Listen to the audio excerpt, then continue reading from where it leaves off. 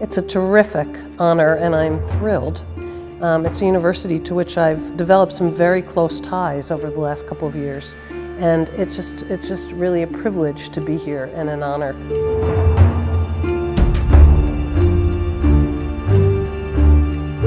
The political economic system that we are working with is one that was really developed in the post-World War II period, which was a very different kind of era, where people were rebuilding on the one hand, and on the other hand, there were all kinds of new technological changes that had not yet happened in that period.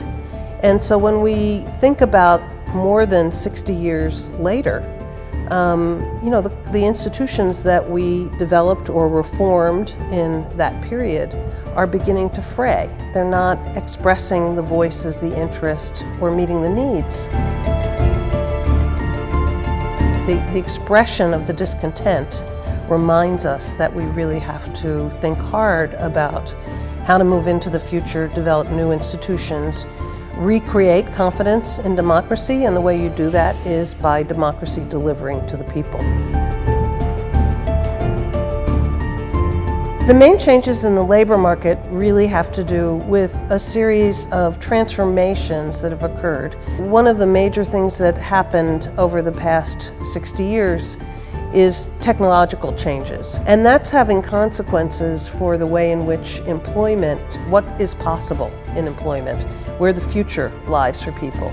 And it's also having consequences that are not an effect of technology, but are an effect of the ways in which power is organized, that are meaning that there is a use of the technology by those who have political and economic power to increase the flexibility of the workforce and reduce their security.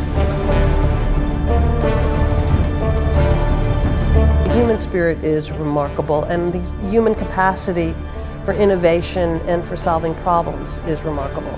So I definitely think that there's room for optimism that we will finally figure out a way, though maybe not tomorrow, to resolve our institutional crises and reconstruct some confidence in both democracy and in our political economic framework.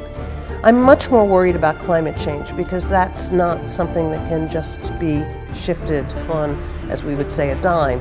So we're already seeing a huge deterioration in the quality of our environment, and an inadequate response by our governments and our populations to what is a really serious crisis for the planet and for all the peoples of the earth. Oh, I think universities are a crucial part of our societies and our cultures.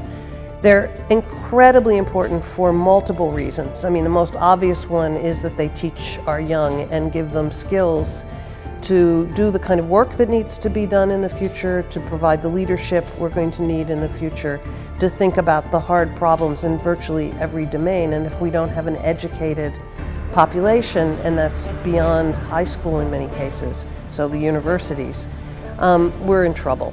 But they're also really, really important for the development of the society as a whole. It's where major research and development goes on.